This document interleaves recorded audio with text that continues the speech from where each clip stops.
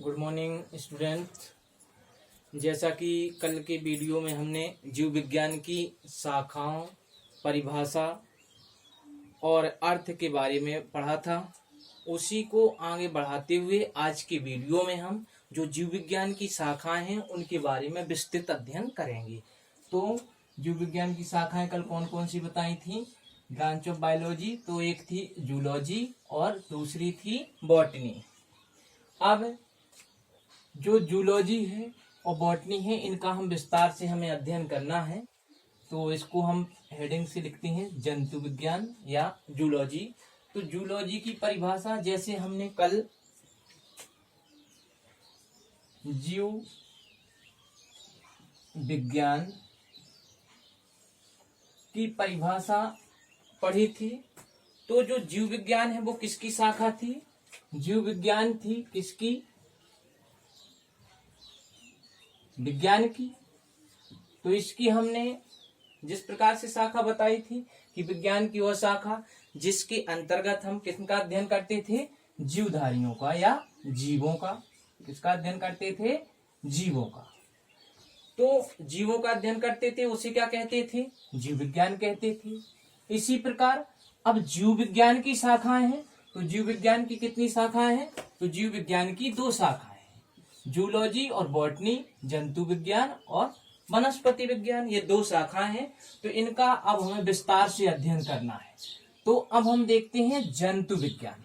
तो जंतु विज्ञान क्या होती है, इसके बारे में हमें लिखना है। तो डेफिनेशन किसकी है? जंतु विज्ञान की डेफिनेशन। तो किसकी शाखा है ये? जो जंतु विज्ञान या बायोलॉजी, जो किसकी शाखा है? बायोलॉजी की शाखा है जंतु विज्ञान। तो वही कहेंगे जीव विज्ञान की वह शाखा जिसके अंतर्गत हम जंतुओं का अध्ययन करते हैं। किनका अध्ययन करते हैं? जंतुओं का। और जीव विज्ञान में किसका करते थे? जीवों का या जीवधारियों का। इसमें हम किसका अध्ययन करते हैं? जंतुओं का। तो जंतुओं का अध्ययन किया जाता है, उसे क्या कहते हैं? जंतु विज्ञान कहते हैं। तो इसकी परिभाषा कैसी बन जाएगी? सीधी से हम बोल सकते हैं जीव विज्ञान की वह शाखा जिसके अंतर्गत हम जंतुओं का अध्ययन करते हैं, उसे जंतु विज्ञान कहते हैं। अब आगे बढ़ते हुए तो मीनिंग ऑफ जूलॉजी या जंतु विज्ञान का अर्थ। तो जंतु विज्ञान का अर्थ क्या होता है, इसको देखेंगे। जो जंतु विज्ञान का अर्थ है, तो जंतु विज्ञान है जो, उसको इंग्लिश में कहते हैं हम क्या? जूलॉजी। तो जूलॉजी शब्द है जो किस भाषा के? ग्रीक भाषा के दो शब्दों से मिलकर के बना है। अब वो शब्द कौन कौन से हैं? एक है जून और दूसरा है लोगोस।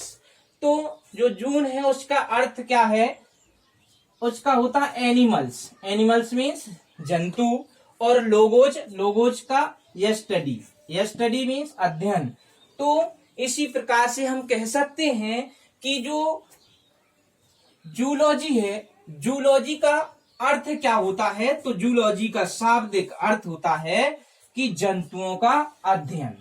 तो जंतुओं के अध्ययन को ही हम क्या कहते हैं? जूलॉजी या जंतु विज्ञान कहते हैं।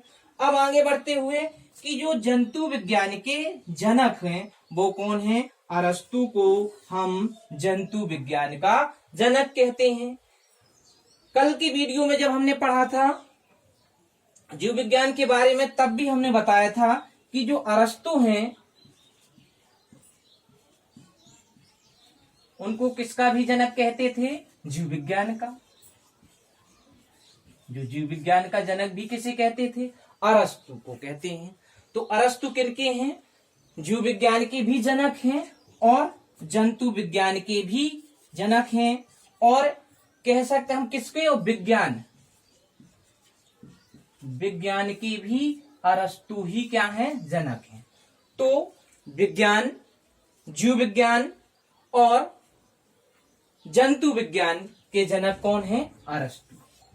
तीनों के तीन विज्ञान, जो विज्ञान, जीव विज्ञान और जंतु विज्ञान के जनक अरस्तु है। और अरस्तु को जंतु विज्ञान का जनक क्यों कहा जाता है, बात आती है। तो आपको कल बताया था कि इन्होंने क्या किया था? 500 जो जंतुओं को कलेक्ट करके, एकत्रित करके उनका वर्गीकरण किया था। और वर्गीकरण करके उन्होंने अपनी पुस्तक, कौन सी पुस्तक का नाम क्या बताया था कल? हिस्टोरिया एनिमेलियम। उन जंतुओं का वर्गीकरण उन्होंने अपनी पुस्तक हिस्टोरिया एनिमेलियम में किया था।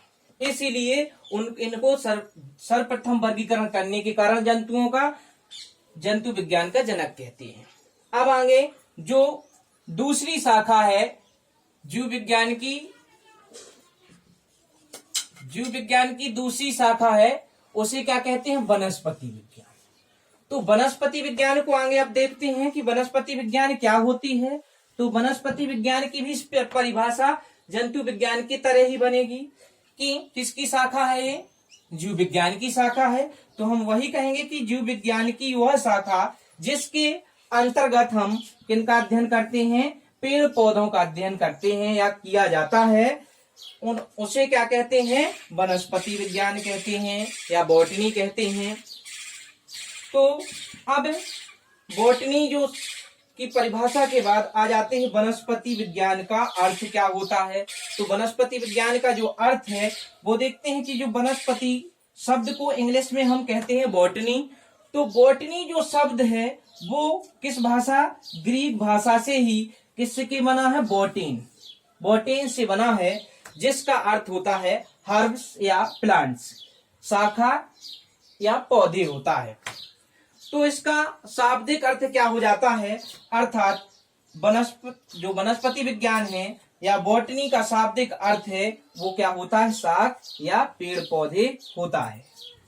अब बात आ जाती है कि वनस्पति विज्ञान के जनक कौन होते हैं। तो वनस्पति विज्ञान के जनक कौन होते हैं? थियोफ्रस्टस। किसको कहते हैं?